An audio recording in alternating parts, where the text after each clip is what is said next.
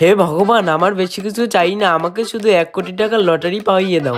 আর এখন যে জিনিসপত্রের দাম, তাই একটা ভালো দিকে চাকরি পাইয়ে দিও, যেখানে মাসে আমি 2 থেকে 3 লাখ টাকার স্যালারি পাবো। তার সঙ্গে একটি ফুটফুটে সুন্দর বউ দিও, যাতে আমি সারা জীবন আনন্দে কাটাতে পারি।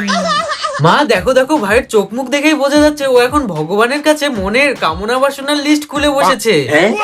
সবাইকে দেখি শুধু ভগবানের কাছে গিয়ে হাত জোর করে, ভগবান চাকরি দাও, টাকা দাও, ধন দাও, সুখ দাও। ভগবান কি আমাদের এটিএম নাকি?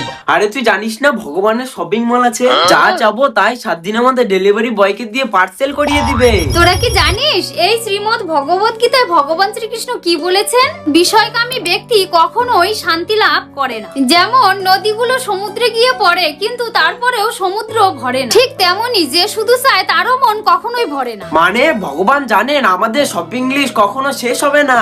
ভগবান শ্রীকৃষ্ণ বলেছেন, স্বধর্ম বিহিত কর্মে তোমার অধিকার আছে, কিন্তু সেই কর্মের ফলের অধিকার তোমার নেই। তাই ফলের লোভে কাজ করো না, আর ফল না পাওয়ার ভয়ে কর্ম থেকে এড়িয়েও যেও না। ও তার মানে ভগবান আমাদের সরাসরি বলছেন যে তুমি শুধু ধর্মের সাথে কর্ম করে যাও, আর সেই কর্মের মিষ্টি ফলটা ভগবান আমাদের টাইম মতো ডেলিভারি করে দেবে। হ্যাঁ, ভগবান শ্রীকৃষ্ণ বলেছেন, তুমি শুধু আমার দিকে একবার মন দাও, আমি তোমাকে সব দুঃখ কষ্ট থেকে রক্ষা করব। কিন্তু আমরা কি করি? আমরা শুধু টাকা চাই, বাড়ি চাই, গাড়ি চাই, সুখ চাই, কিন্তু আমরা কি একবারও জানার চেষ্টা করি ভগবান আমাদেরকে কি করতে বলেছেন? ভগবান শুধু আমাদের কাছ থেকে এটুকুই চান, আমাদের সততা, আমাদের কৃতজ্ঞতা, আর আমাদের ভগবানের প্রতি ভক্তিপূর্ণ মন। এটুকু দিতে পারলে ভগবানের কাছে আর বিশেষ কিছু চাইতে হবে না। ভগবান অটোমেটিক সবকিছু টাইম মতো আমাদেরকে দিয়ে দিবেন। আমি তো আর ভগবানের কাছে কিছুই চাইবো না, শুধু এটুকুই চাবো ভাইয়ের বুদ্ধিটা যেন আপডেট হয়ে যায়। তোরটাই আগে করু। ভগবানের কাছে দুটোই পেন্ডিং এ পড়ে আছে, প্রিমিয়াম